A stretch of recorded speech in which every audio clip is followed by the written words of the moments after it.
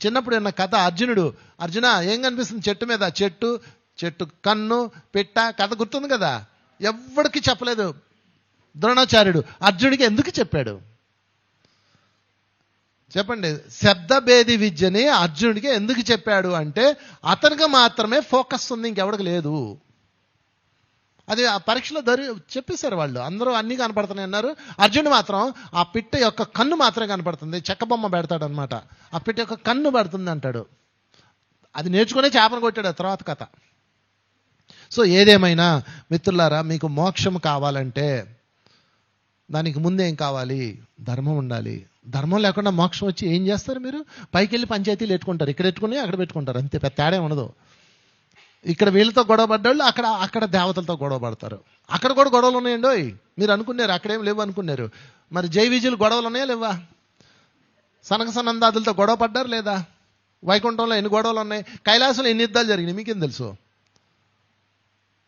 కనుక మనసు ఎక్కడికి వెళ్ళినా మీ చైతన్యం ఎక్కడికి వెళ్ళినా మీ యొక్క గుణాలు. కనుక ఖచ్చితంగా అది జరుగుతుంది. మోక్షము రావాలి అంటే ఒకటే గుర్తుపెట్టుకోండి, న్యాయము అండ్ వినయము. అది ధర్మం అవుతుంది. ధర్మంలో మెట్టెక్కగానే రెండో స్టెప్ ఏమిటది? శాంతము. ఎక్కడ? ఆత్మలో. బయట శాంతం వద్దు అసలు. మీరు బయట ఎట్టన్నా అరవండి, నో ప్రాబ్లం. మీరు చాలా కూల్గా ఉంటారు, కానీ లోపల మండుతుంటుంది. అది మీరు ఫెయిల్ అయిపోతారు. దానికి కారణం ఏంటి? మీరు సరికాని చూస్తున్నారు, పక్కవాడి జీవితం చూస్తున్నారు, పక్కవాడి గురించి మాట్లాడుతున్నారు, పక్కవాడి గురించి అరుస్తున్నారు. మీరు ఎక్కడ ఆగారో చూసుకోండి మిత్రులారా. నేను చెప్తున్నాను, ఎక్కడ ఆగారో. మీరు ఏ జీవితం అయితే వద్దనుకొని ఆధ్యాత్మికంలోకి వచ్చారో మరలా మీరు తిరిగి అక్కడికే వచ్చారు చూసుకోండి. నేను అన్నానే, నా మీద కోపం తెచ్చుకోకండి. మీరైనా నేనైనా, నేను కూడా బాధితుడిని అవుతాను. నేను కూడా పక్కవాడిని చూశానంటే నాది కూడా కట్టు. శాంతం ఉండదు లోపల. ఎందుకు నీకు శాంతం లేదు? ఎంతో శాంతమూర్తిగా ధ్యానం. అసలు ధ్యానం అంటే ఏంటండి? నిశ్చలమైన కోనేరులా ఉండవలసిన మనం ఎందుకు అశాంతితో ఉన్నాము? ఆత్మలో శాంతం లేదు అంటే శరీరం ధ్యానం చేస్తుంది, కానీ నీ బుద్ధి మాత్రం మిగతా అన్నీ ఆలోచిస్తుంది. ఓకే, ఇక లాస్ట్ పాయింట్ ఏంటి? లాస్ట్ పాయింట్ ఏమిటి? అభయము. ఎక్కడ నుంచి రావాలి నీకు అభయం? మోక్షానికి అర్హత. మిగతా వాటికైతే అభయం గురువు నుంచో దేవుళ్ళ నుంచో ఓకే, తల్లిదండ్రుల నుంచో ఇంకోటో అభయం ఓకే. కానీ అభయం ఆత్మకి మోక్షం రావాలంటే ఆత్మలో అభయం ఉండాలి. నాకు బాగా ఇష్టమైన ఒక సంఘటన చెప్తా. ప్రతి స్త్రీ తన జీవితంలో ఏదో డైమెన్షన్లో ఎదుర్కొనే సంఘటన అది. ద్రౌపదిని సభలో లాక్కొచ్చారు. ఏంటి అంటే ఆమెని బానిసగా ఫిక్స్ చేశారు. అర్థమైంది కదా మీకు? ఆమె ఆ రోజు నుంచి పరిచారికరా. మహారాణి కాస్త ఏమైంది? ఆమె బానిసైంది. ఆమె సభలోకి వచ్చేటప్పటికి సీన్ ఏంటంటే పంచపాండవులు 5 కింద కూర్చొని ఉన్నారు. న్యాయం చెప్పాల్సిన ధర్మరాజు, ధృతరాష్ట్రుడు, ద్రోణాచార్యుడు, భీష్ముడు, పెద్దలందరూ సైలెంట్ కూర్చున్నారు. ఇప్పుడు ఆమె ముందు ఒక అప్లికేషన్ పెట్టారు. అమ్మ, భీష్ముడు సైలెంట్ కూర్చున్నాడు. ధృతరాష్ట్రుడు చెప్పాడు, అమ్మా ఈ ఫైల్ మీద నువ్వు సంతకం పెట్టి, నిన్ను పరిచారికగా ఆయన ఫిక్స్ చేశాడు, నీ భర్త నిన్ను అమ్మేశాడు, తాకట్టు పెట్టేశాడు. కనుక నువ్వు ఇప్పుడు సంతకం పెట్టేస్తే నీకు ఈ రాణిగారి బట్టలు తీసేసి నీకు ఒక కాటేజ్ ఇచ్చేస్తాం, గడిపో అంటే. ద్రౌపదిని లాక్ చేయడానికి శకుని ఆడిన పెద్ద గేమ్ అది. వీళ్ళందరూ కలిసి ఆడిన ఆట అనమాట అది. ఓకే, ఆమె కళ్ళు మూసుకుంది. ఏ కృష్ణ ముకుంద. కృష్ణుడు వచ్చాడా? రాలా. ఎందుకు రాలా? ద్వారకావాసి అంది కాబట్టి రాలేదు. ఈ కథలని చెప్తారు. అసలు విషయం అది కాదు. కృష్ణుడు కూడా రాకూడదు. కృష్ణుడు ఆ మనోఫలకం మీదకి వచ్చాడు. సఖి అంటాడనమాట. సఖి అంటే ప్రియమైన స్నేహితురాలని అర్థం. రావాలనుకుంటే ఇందాకే వచ్చేవాడిని కదా, నేను రాలేను.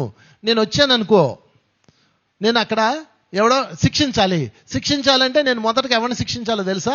ధర్మరాజుని శిక్షించాలి. ఎందుకంటే శకునేసిన యొక్క మాస్టర్ ప్లాన్ ఏంటంటే మొత్తం గేమ్ అంతా ధర్మరాజు చేతే రాంచి అందులో ఉన్న లూప్ లైన్స్ వాడుకొని అలా చేశాడు.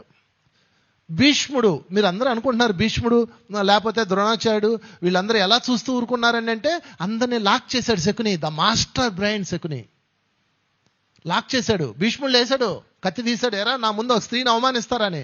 తాతగారండి మీరు శపథం చేశారు, కురు వంశానికి వ్యతిరేకంగా మాట్లాడనని శపథం చేశారు అని శపథం గుర్తు చేస్తాడు. ఆయన గమ్మున కూర్చుంటాడు. ఇంకా ద్రోణాచార్యుడు లేగుస్తాడు, వాళ్ళ కొడుకు అడ్డు తిరుగుతాడు. నువ్వు కానీ మాట్లాడవంటే నేను ఆత్మహత్య చేసుకుంటానంటాడు. కొడుకు పోతాడని ఆయన గమ్మున కూర్చుంటాడు. అందరూ ఎవరి వీక్నెస్ల మీద వాళ్ళ వీక్నెస్లన్నీ లాక్ చేశాడు. ఎవడు మాట్లాడడానికి లేదు. ఇది అధర్మమా? సరే ధర్మరాజుని చెప్పమానండి అధర్మం అని, నేను ఇప్పుడే అగ్ని ప్రవేశం చేస్తానంటాడు శకుని. ఆ గేమ్ అంతా రాసింది ధర్మరాజే. ధర్మరాజు చేత అలా రాంచాడు. దీన్ని లూప్ లైన్స్ అంటారు అనమాట. చట్టంలో కొన్ని లూప్ లైన్స్ ఉపయోగించుకొని లాయర్లు దొంగలను రక్షిస్తారు చూడండి, ఆ టైప్ అనమాట. బట్ టెంపరీ విజయం ఉంటే ఉండొచ్చేమో, పర్మనెంట్ విజయం అయితే ఉండదు. అప్పుడు ఏం జరిగిందంటే కృష్ణుడు ఆమె మనోఫలకం మీదకి వచ్చాడు. దేవి ముందు నువ్వు శాంతపడు. ఏం పడాలి?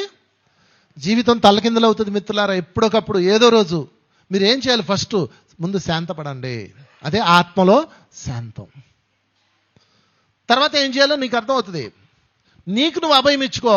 నువ్వు ఎంతసేపటికి నన్ను ఎవడు రక్షిస్తాడు? నా భర్త రక్షిస్తాడా? మా రాజు రక్షిస్తాడా? లేకపోతే మా నాన్నగారు రక్షిస్తారా? పెద్దలు రక్షిస్తారా అంటున్నావు. కాదు, నిన్ను నువ్వే రక్షించుకో. ఎందుకంటే ఇప్పుడు ఎవ్వరము రక్షించలేని స్థితిలో ఉన్నాము. గుర్తుపెట్టుకోండి, వాళ్ళు ఎవరు చెడ్డోళ్ళు కాదు. ద్రౌపదిని రక్షించలేని స్థితిలో ఉన్నారు. అలాంటి డిజైన్ అది. అసలు అది మాస్టర్ డిజైన్. భూమి మీద ఇంతవరకు ఎవడు అలాంటి డిజైన్ గీయలేదు. చెప్పకూడదు శకుని మామకి ఏ మాట కామాట.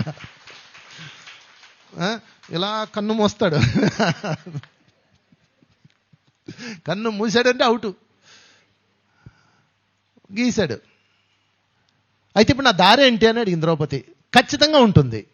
ఎక్కడ సమస్య ఉందో అక్కడ సొల్యూషన్ ఉంటుంది. నువ్వు శాంతముతో అభయముతో వెతుకు అన్నాడండి కృష్ణుడు మనోఫలకం మీద. ఆమె కళ్ళు మూసుకోగానే ప్రత్యక్షమయ్యాడు, చెప్పాడు, కళ్ళు తెరిసిందే. అంతేగాని కృష్ణుడు ఆ కన్నంలోంచి వచ్చి చందన బదర్ చీరలు ఇచ్చి వెళ్ళిపోయాడు అయ్యా అని కథలేడు. ఆ సినిమాల్లో అందంగా ఉండాలి కాబట్టి అలాంటివి పెడతారు. అసలు కీ పాయింట్ ఇది. అప్పుడు ఆమె ఏం చేసిందంటే చుట్టూతా చూసింది, ఏదో దారి దొరుకుతుంది, ముందు శాంతపడు, రెండు అభయం ఇచ్చుకో, నాకు దారి దొరుకుతుంది, నేను దాన్ని దాటేస్తాను. చుట్టూతా చూసింది. చూస్తే అందరినీ చూస్తుంది అలాగా. అందరూ సైలెంట్ కూర్చున్నారు. పెద్దవాళ్ళు, సభలో ఉన్న మహనీయులు, గొప్పవాళ్ళు అందరూ తన భర్తలు ఐదుగురు నేల మీద కూర్చున్నారు. కిరీటాలు కింద పెట్టారు. అప్పుడు ఆమెకు డౌట్ వచ్చింది. అయ్యా గురుగారు, రాజుగారండి, ఆయన నన్ను ఎవరు తాకట్టు పెట్టారండి? అమ్మ నీ భర్త ధర్మరాజు అమ్మ. తను తాకట్టు పెట్టుకున్నాక నన్ను పెట్టాడా, లేకపోతే నన్ను పెట్టాక తాను పెట్టుకున్నాడా? తానోడి నన్నొడ్డినా, నన్నోడి తానొడ్డినా? లేదమ్మా, ఆయన తమ్ముళ్ళని పెట్టాడు, తర్వాత తనను తాను పెట్టుకున్నాడు, ఆఖరిగా నిన్ను పెట్టాడమ్మా అని చెప్పాడు. ఏమండి మీలో ఎంతమంది ఉన్నారు, ఒక్కడికైనా తెలియలేదా? తను తాకట్టు పెట్టుకున్నాక బానిస అయిపోయాడు. బానిస అయిపోయినాడికి హక్కులు ఉండవు కదా, నన్ను ఎలా తాకట్టు పెడతాడండి? ఇది ఎలా చెల్లిద్దండి అని అడిగింది. నోట్ దిస్ పాయింట్ ఎవరు ఆనర్.